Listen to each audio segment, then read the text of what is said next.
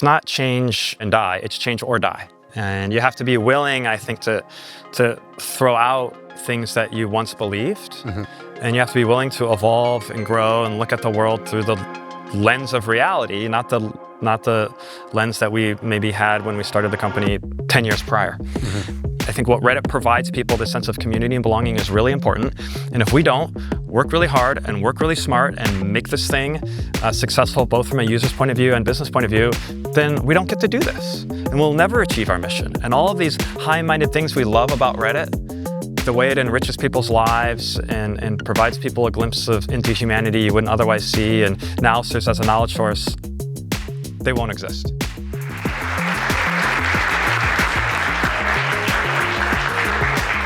Thanks. All right. So I just got to tell you before we get into this, I'm a huge fan of Reddit these days. And I got into Reddit probably 5 years ago during the pandemic. I was living in my mum's basement. I was actually a senior in college at the time, and I had nothing to do but go on Google and look at Wikipedia pages and just get interested in very weird, nerdy things. And I found Reddit, and it became almost like an escape for me. It was honestly a really big part of my life at the time. And I mention that because I think Reddit is the same for millions of people around the world. It's a place to socialize, but I think for many, it's also in a lot of ways an escape. So I want to thank you for creating Reddit, and I want to thank you for being here. Thank you. And I just want to thank you for, solidifying the stereotype that our users are all joining us from their mom's basements. Well, I got out of her basement, and I'm still a power user. We all have to start somewhere, We'll Steve. take it. And thanks for having me here today, folks. So this is going to be a regular First-Time Founders episode as usual, but we've also collected some questions for you that we gathered on Reddit. So I'll be doing a regular interview, but we'll also sprinkle in some of those questions as well. And I want to start at the beginning. The year is 2005. You're a senior at the University of Virginia. You're studying computer science. And you and your roommate, Alexis Ohanian, have this idea not to start an online message platform, but to start a food delivery app, which is strange. So tell us the story of Reddit. How did we get here? So, yeah, this was early 2000s. I had this idea of people ordering food from their cell phones, which I think would later become a good idea, DoorDash and what have you. But back then, there were some pretty big limitations on it. One is not everybody had cell phones. Two, cell phones didn't really run software. And three, restaurants weren't on the internet. Nevertheless, so something we pursued, and that led us to Y Combinator. And so Y Combinator had kind of, during this beginning part of the story, became. YC didn't exist at the beginning. A few weeks later, after we met Paul and the team, YC did exist. We applied with a food idea, but we were ultimately rejected.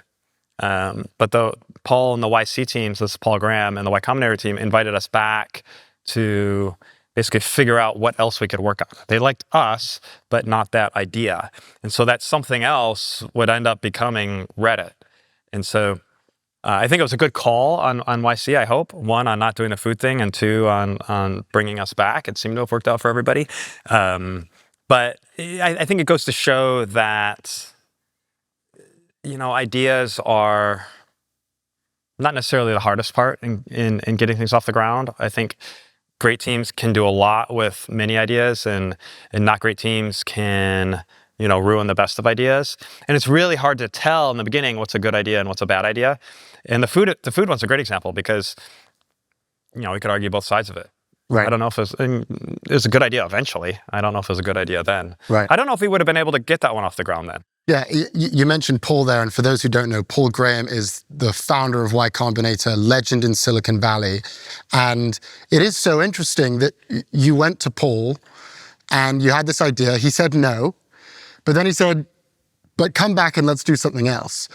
So what do you think Paul saw in you, and how influential was he in starting this company? One part of that story, though, is before Paul said no, he said, why don't you come pitch the food idea. So, because he had given a talk at Harvard called How to Start a Startup. Yeah. And so after that talk, we met Paul and pitched him on the food idea, and he really liked it. And then he started Y Combinator, and he invited us to interview, and then he said no. So there's a little bit of a journey there. And so when we had come back to brainstorm new ideas, the start of the conversation, there's kind of two sides to it. So Paul was a big fan of a website at the time called Delicious.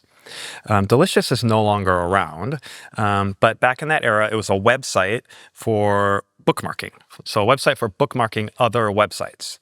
Delicious was a neat product. It also, among other things, invented the idea of the hashtag as a like organizational thing. But the problem with Delicious is you bookmark things that are boring, that you want to come back to later. So it's like things I can't finish reading in one sitting, or I want to reference later. And so Delicious had this side effect, or it had this page called Delicious Popular that would show the things most commonly bookmarked.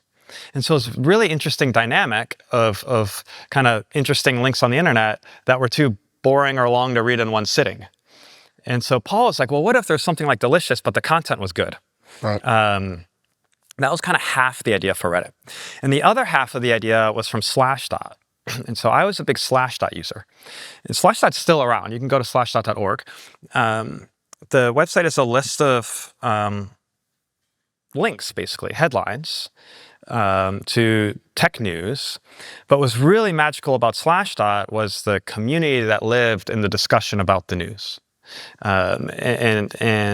And the news was really just the prompts for conversations. And so it's really these two ideas, this kind of like bookmarking, user-powered dynamic platform with a community that lives in the conversation about these things. And so that really was the genesis of what would turn into Reddit. And that really still is the core of Reddit today, which is communities of people having conversations about things on the internet. So you start the company, around 12 months go by, things are going well. And I don't think people realize this, but you sell the company. And I would call that an extremely early exit. You stick around for a few years, but take us through your decision to sell. Why did you sell the company so early on? Paul started a company in the bubble called ViaWeb. ViaWeb pioneered e-commerce. Their company got bought by Yahoo. It became Yahoo's store. And so it was one of the first kind of big e-commerce plays on the internet. And Paul would write essays talking about startups and evangelizing startups as a path to creating wealth. And so that was kind of the spirit of Paul and the spirit of Y Combinator is you start a company, your advantage is you're young, you can work really hard, you don't have any preconceived notions about what products should or shouldn't exist. And the end of the story is, and you sell your company to a bigger company. Yeah. And so that was just kind of the prophecy. And so in YC, we started this thing Reddit, and then Condé Nast, also known as Advance, I'll use those words interchangeably, but Advance is the technical name of the parent company, offered to buy us. And so we thought we were just fulfilling the prophecy. And when we ultimately, when the offer came in, I was still 21. I didn't know what success looked like. The advice I'd give to founders now is never sell a winner. But Reddit didn't feel like a winner to me. I think if we went back and looked at our numbers, there'd be signs of that, like we were growing and we didn't know why. That's a great sign, right? If you have so much product market fit, you don't know why your product is working. But we didn't really know that at the time. At the time, it felt like we were dysfunctional internally. We didn't really know what to do. We didn't really know how to fundraise. There's just so much, I think, ignorance and naivete that like when a company came and offered us real money for this thing, we're like, we would be really silly not to take it. Right. And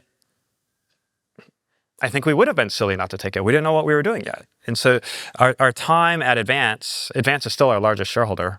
Our time at Advance for the next 3 years after that acquisition, I think actually gave Reddit and we as individuals time to mature a bit, which in hindsight, I think worked out really well. Yeah, so you stick around for a while. You end up leaving in 2009, and then during those 6 years, Reddit is growing and growing and growing, and then things start to get a little bit controversial around the company. There are issues with content moderation, issues with censorship. While you're gone, some core members of the team were fired. The then CEO, Ellen Pao, was under a lot of scrutiny. And then you come back in 2015. Give us a sense of what happened in those 6 years and tell us the story of returning to the company as CEO. So during that time, so this is basically 2010 to 2015, I had left to start a different company, completely different company called Hitmonk. We were doing travel search. Couldn't be more different.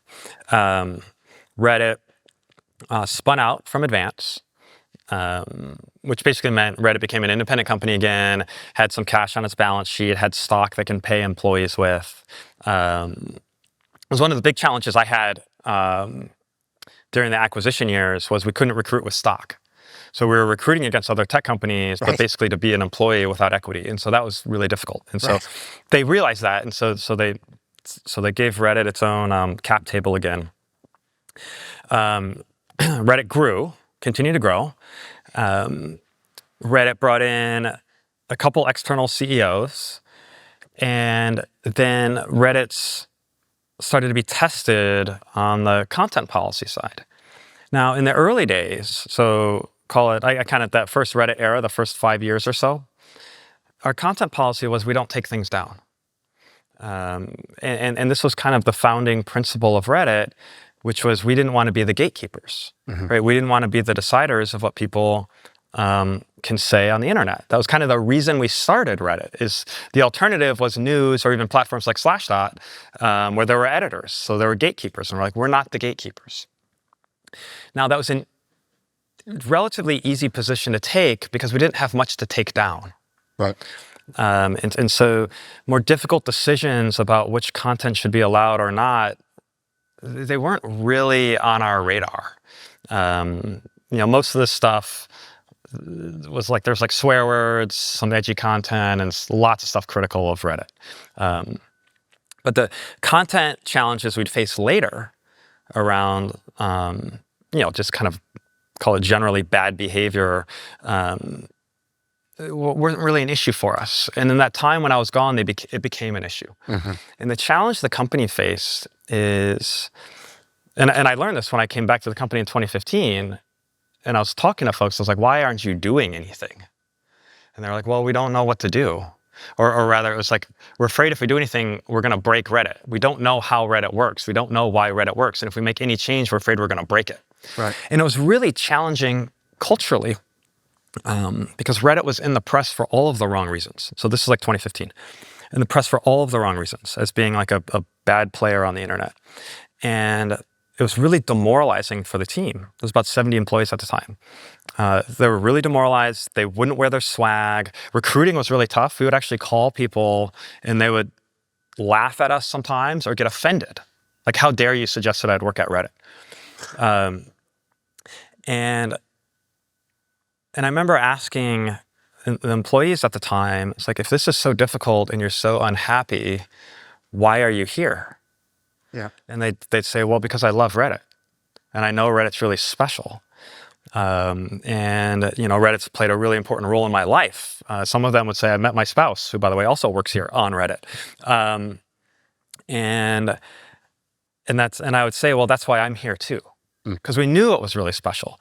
And though we were in the press for all of the wrong reasons, it was still a minority of the content on Reddit, but it happened to be the stuff that was on the front page and getting picked up on. And it was like, the other 99% of Reddit was really amazing. I think really showing off the best of people and the best of humanity. And so, I said, look, it's not, if we change, we'll die. It's if we don't change, we will die. By the way, we're dying. Like, that's why I'm here. This thing is dying. And it would be a real shame if it died. Yes. So we need to make some changes. And so that's when we created our content policy. The content policy was basically non-existent. Created the content policy, wrote the first version of the rules, created the safety team, started enforcing those things. And it was a process that we had to go through publicly and with the community of drawing the line, figuring out where the line is, figuring out how to articulate it. And look, it's a journey we're still on. But I think I think us being able to navigate that, I think in a very human, authentic way, has allowed Reddit to grow into what it is today. Yeah, I mean, that was 10 years ago. It was doing 12 million in revenue. Fast forward to today, $1 billion in revenue, sitting at around a $20 billion market cap today. You just IPO'd. We'll get to that. And we'll get to the content moderation as well, which is important. But if you had to give us a few of the main changes that you made in this past decade, when you came in to today, what would you say are the biggest changes that you made that had the biggest positive effect on the company? There are a lot. The big ones I think are true are relevant to any company. Maybe all of these are relevant to any company. The biggest one is we have to use some common sense. And so this is back to the story I was just telling, which is it's not change and die, it's change or die. Right. And asking the question of what is this platform for? What experiences do we want people to have on it? And what do we need to do to get to the best version of ourselves? And you have to be willing, I think, to throw out things that you once believed. And you have to be willing to evolve and grow and look at the world through the lens of reality, not the lens that we maybe had when we started the company, whenever that was 10 years prior. And that's still something I tell the company. It's like you have to have common sense, you have to use good judgment, and you have to think about, like, is this product good? Is this a place people want to be? What is the difference between where we are and where we want to be? And you have to be willing to change things to get there. That's the biggest one. It's just common sense and being practical. Another big change for Reddit was we weren't running as a business. We were really idealistic, and I think in many ways the idealism has been very good, but we're also idealistic about not being a business, which is not a great way to run a sustainable business. And so we had to figure out, okay, what is our business model? It ended up being ads, and how are we going to do this in a way that fits with what we want this platform to be, fits with our values, and so forth. And then there was a kind of similar minded things, which is like the company just wasn't, they were so afraid to make changes and to ship, and that wrapped up in some of that idealism was also like not working very hard. And it's just like, look, we have to work really, really hard. We're in a competitive space. What we do is really important. We want to be successful. I think what Reddit provides people, this sense of community and belonging, is really important. And if we don't work really hard and work really smart and make this thing successful, both from a user's point of view and business point of view, then we don't get to do this. And we'll never achieve our mission. And all of these high-minded things we love about Reddit, like the way it enriches people's lives and provides people a glimpse into humanity you wouldn't otherwise see, and now serves as a knowledge source, they won't exist if we don't build the foundation. Do you think this is still a problem today in tech? I say that because I kind of think it might be, where tech companies are too idealistic. They don't think of themselves as businesses. They think their mission is something larger than that. And it detracts from the ability to grow as a company because people are too interested in the idealism versus essentially the revenue and the bottom line. Is that something that you notice in Silicon Valley today still? There are shades of that. I think there's nothing wrong, and I don't think they're really in conflict, of having a big mission. Right? For us, it's to empower communities, and make their knowledge accessible to everyone. There's nothing wrong with having a big, inspiring mission. Not only nothing wrong, it's, in my opinion, required. Right. That doesn't come at the expense of building a business. Yeah. Building a business is required to achieve the mission. Right? To do anything at world scale, you need world scale resources. And so you can't fundraise your way to doing something world scale indefinitely. Right. Maybe there's some AI companies proving to the contrary in the short term, but at some point you have to be self-sustaining. Yes. The other thing that I've seen though in the Bay Area broadly is this. It's almost an entitlement of, I work at these companies, but I don't have to work very hard, and I'm here for myself. And almost sometimes taking ideas from other successful companies and perverting them. So here's one that I used to see a lot is Apple had this philosophy of like, it's done when it's done, right? They externally, I don't know about internally, I've never worked at Apple. Externally, they wouldn't have deadlines. They would build these beautiful, artisanal, best in the world products and ship them when they're ready. Great, right? And they had hit after hit after hit after hit. But then I would hear this from engineers who are like, I'm like, when is this going to be done? And they'll say, well, it'll be done when it's ready.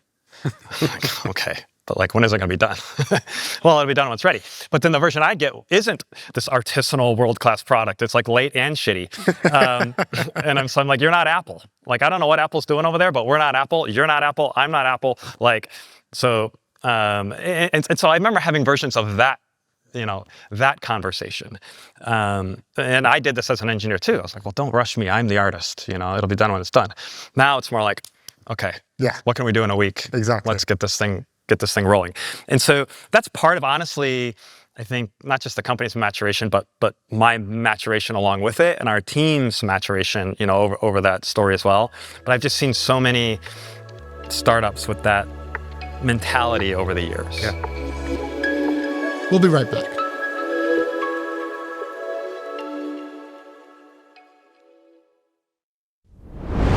We're back with first-time founders. Let's talk about the IPO. So Reddit went public in March of last year. The issuance price was $34 a share. It's now sitting at around $100 a share. So it's been a pretty good year for you. It was this morning. It was this morning. Things are changing. Last I checked, you're at around 100.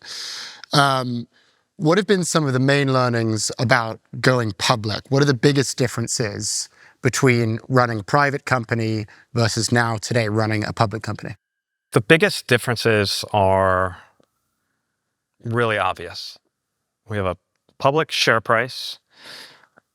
We have certain requirements that we have to live up to in terms of disclosures and transparency and so forth. And we have now a massive shareholder base versus having just a handful of private institutional investors. Now, because of all of those requirements, we are a better business for sure. I think the public company quarterly rhythm of saying what you're going to do, doing it, hitting your numbers, closing the quarter, doing the audit, no fuck-ups, doing the board meeting, the earnings call, and then for us, we do some extra stuff. We basically do a whole nother earnings cycle with our user base. That rhythm, and talking to our investors, and talking to our retail investors, our user investors, has without a doubt made us a substantially better company. It just raises the bar. And I think we make better decisions now. We communicate, we articulate our strategy better. We work harder. And I don't know whether it's the sense of duty to our shareholders, to our user shareholders, the fear of failure, the desire to succeed. It's actually all of these things. But they've all, I think, created an environment where we're doing the best work that we've done. And then, as I've said almost every day for the last 10 years since I returned to Reddit, we can be so much better. We can be so much better. And I think we have a duty to our users, to our employees, to our shareholders to be as good as we can be. Yep. And so, yeah, there are aspects of it that can be more challenging, like turbulent market times like today. For those who are listening on the podcast, on the audio. The tariffs just went into effect. Today's Liberation Day, where about. we're liberating Americans from their wealth. Yeah. But but honestly, I'd rather have the up-to-date mark than when we're a private company. You don't really know your valuation, and you have no liquidity, and you can't use it. So, I think, yes, there's some burdens that come along with it, but I think the environment and the requirements and the high standards have been really good for us. You mentioned you do this second earnings call. I find this so interesting. I'm obsessed with this. You have this very strange approach to investor relations, which I love. You do your regular earnings call, but then after the regular earnings call, you go on to Reddit and you do a second earnings call, which is basically an AMA, like an Ask Me Anything. And you'll take questions from all the users of Reddit and they'll ask you everything about the company, which to me is the way that we should be doing investor relations today. I find the regular earnings call is boring, it's uninteresting, I don't care, the analyst questions are uninteresting to me. And I think what you're doing is engaging with the user base in a very different way. Why did you decide to do that? And just take us through your approach to investor relations more generally. Let me just zoom out for a second and talk about Reddit. Reddit is a user-powered platform. Our users have created everything that's interesting about Reddit. We built a very simple platform for creating communities, submitting posts, and ranking those posts through voting, and having conversations in the form of comments. What our users have done is created, thousands of communities for every topic imaginable, whatever you're into, whatever you're going through. And I think it's truly special. It's the most human place on the internet. And our users feel, rightly so, a deep sense of ownership over what they've created in Reddit. Their communities are their home online, and sometimes much more than that. And so I wanted that sense of ownership to be actual ownership. And so one of the reasons we went public is I thought being public actually fits the spirit of Reddit. Right? Transparency and public ownership. Like those are really important concepts to Reddit. And so we wanted our users to be, or have the opportunity to be owners, shareholders.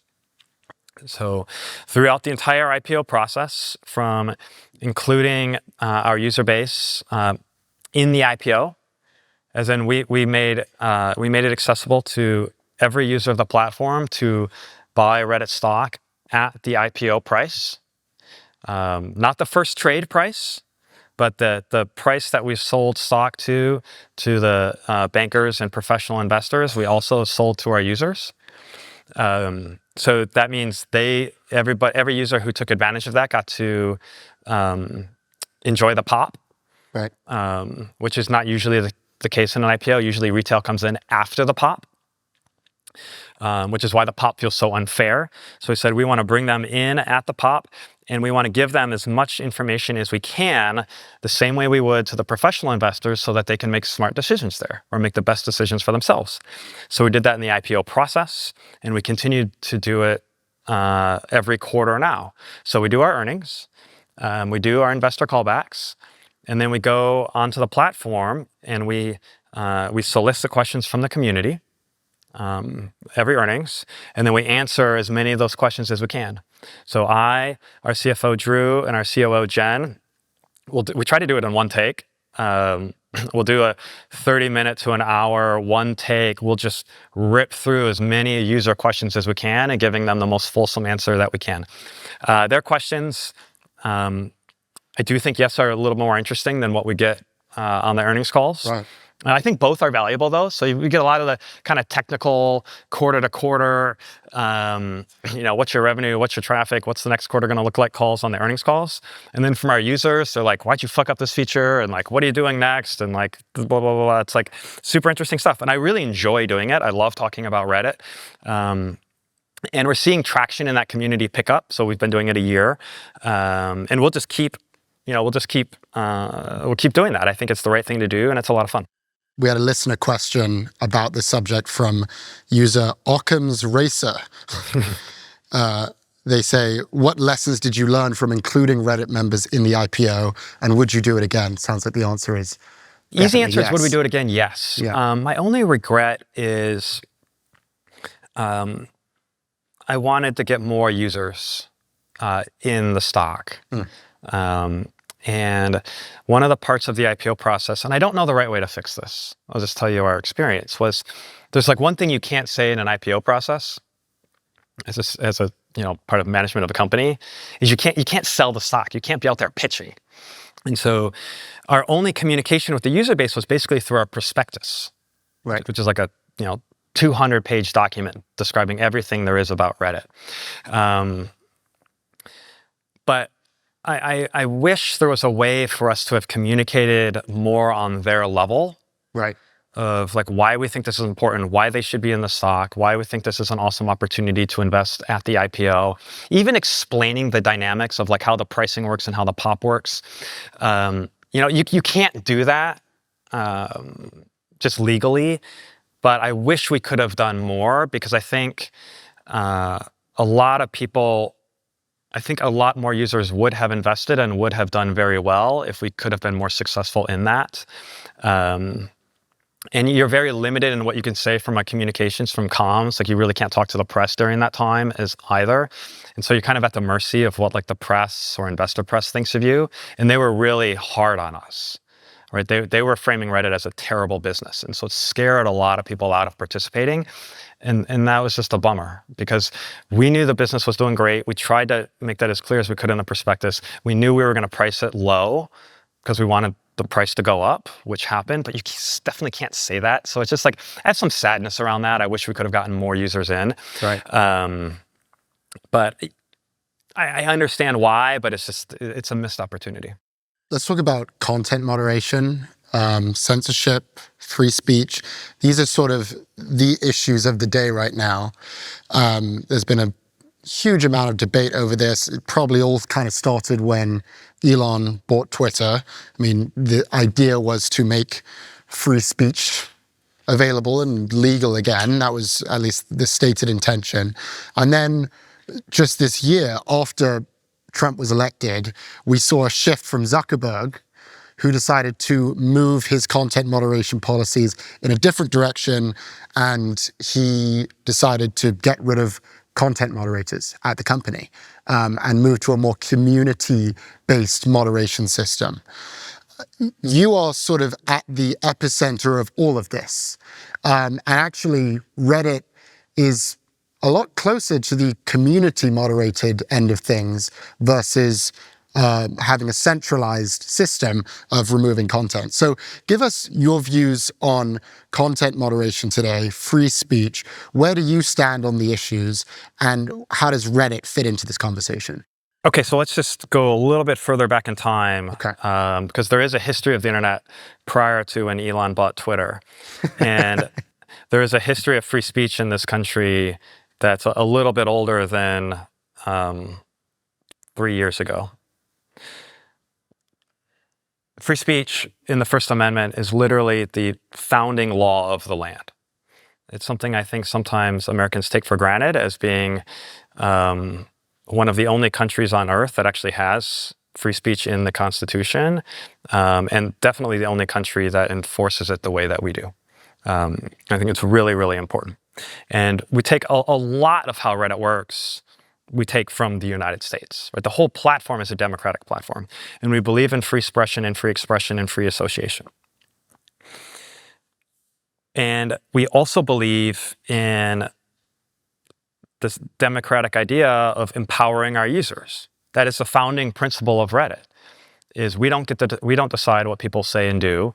We create a platform where users self-organize and kind of are free to express themselves. Now, there's a big difference between Reddit and the United States, which is we're not a country, we're a community platform. And ultimately, we're building a community where people have to want to be. You don't broadly get a choice of which country you live in,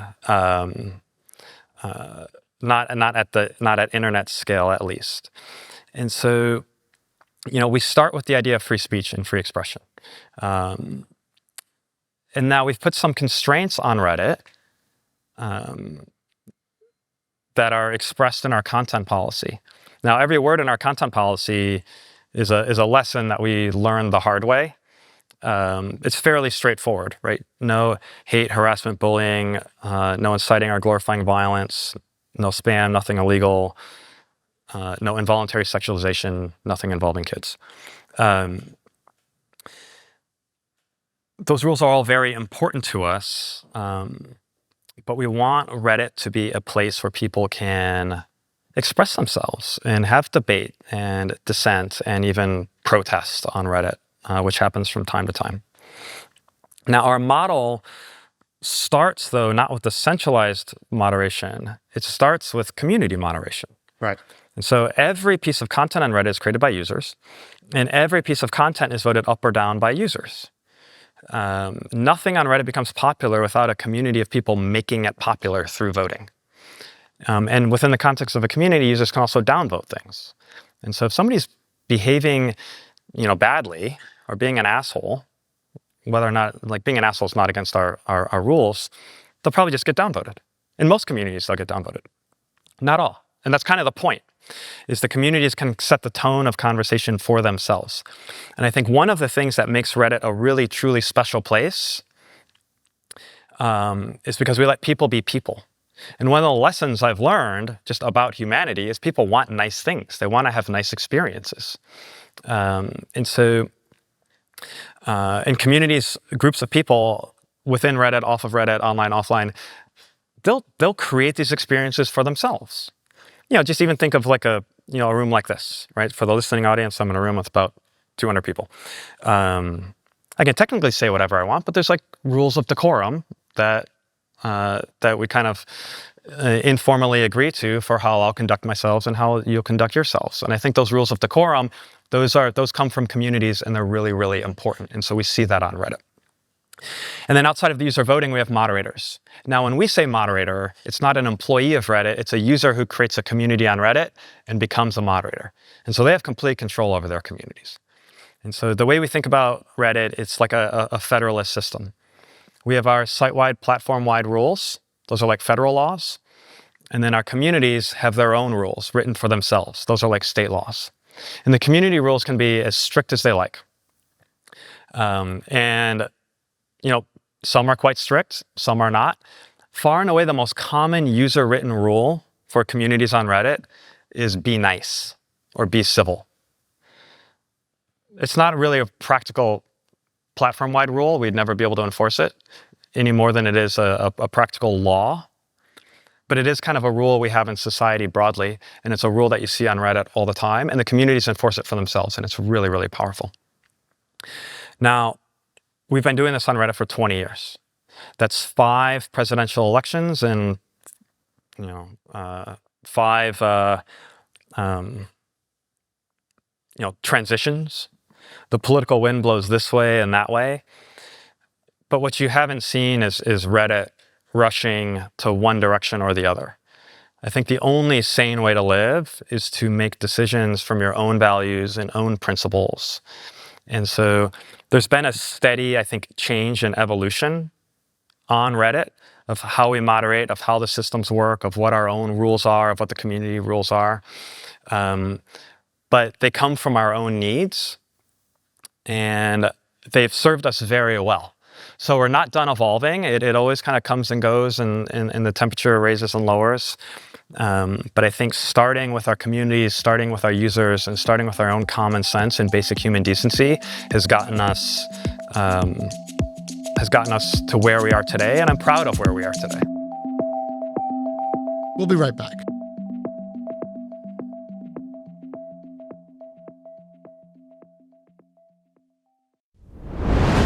We're back with first-time founders. I want to talk about the future of Reddit.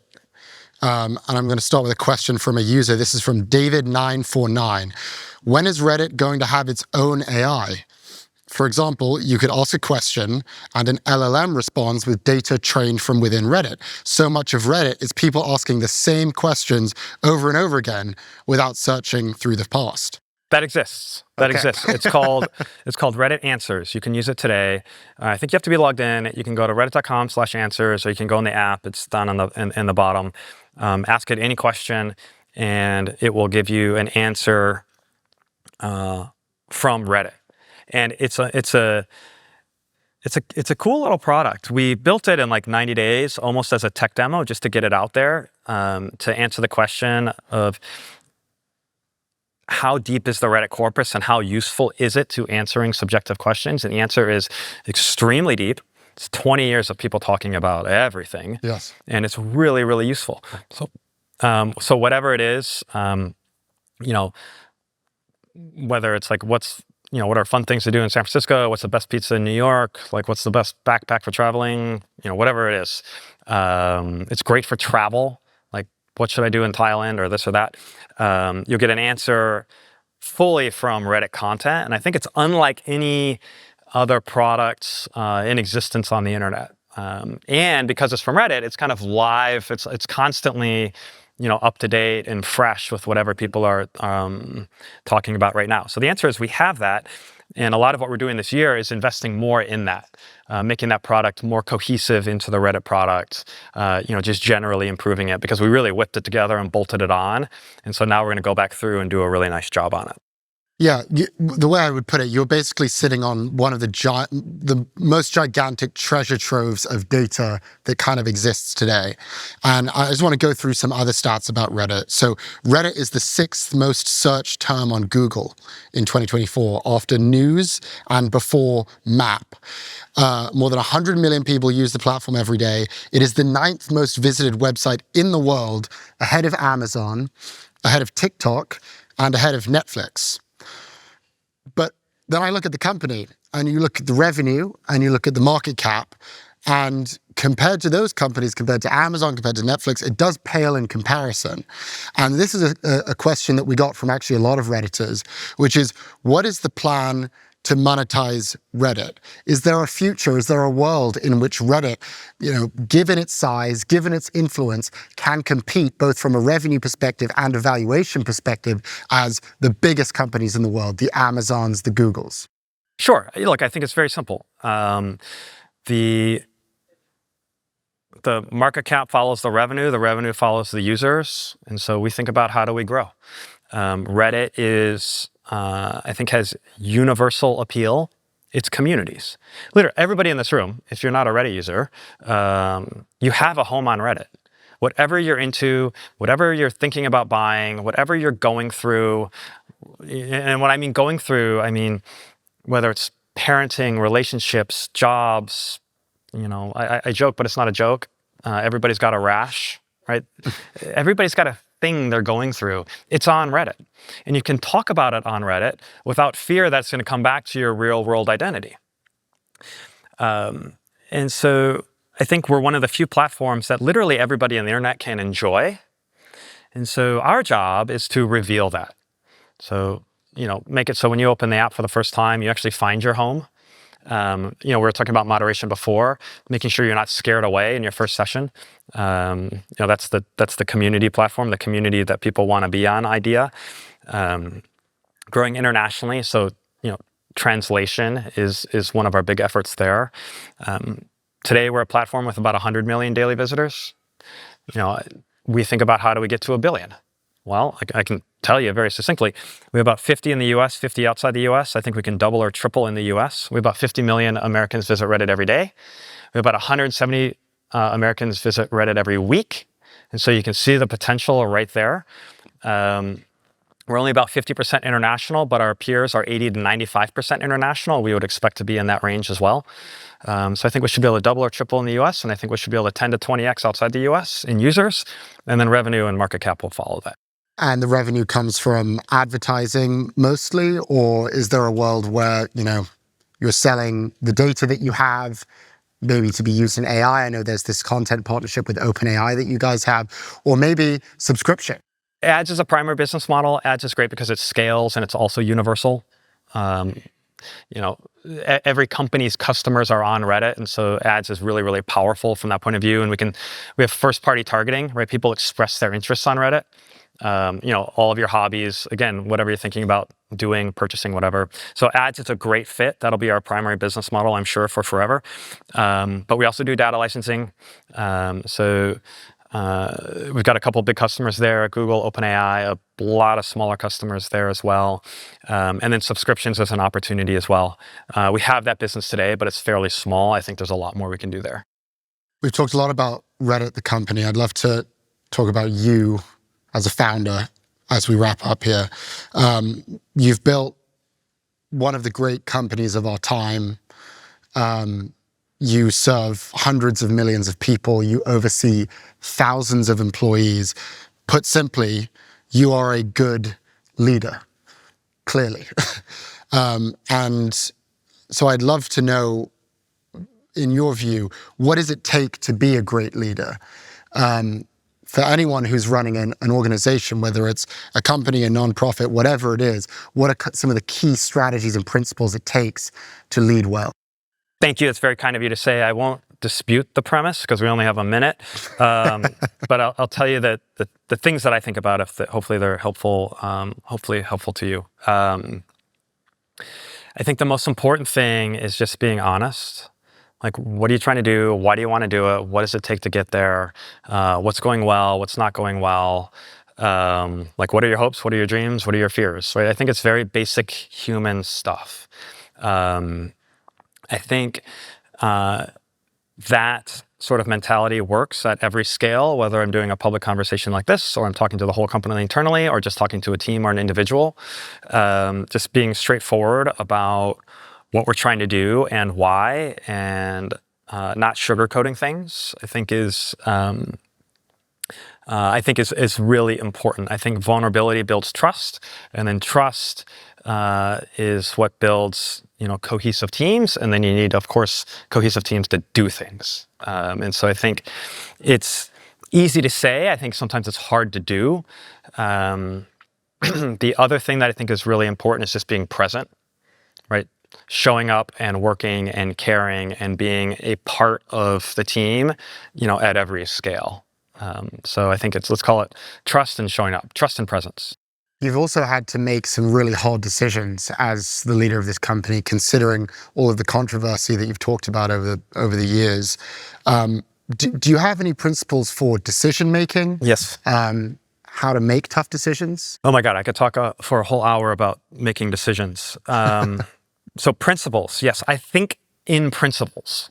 And so at Reddit, we have our mission, we have company values, we have 5 of those. We have platform values, we have 5 of those. We have privacy principles, we have various product service areas, various principles for them. These are basically enumerated rules for what we will and won't do and how we should do things.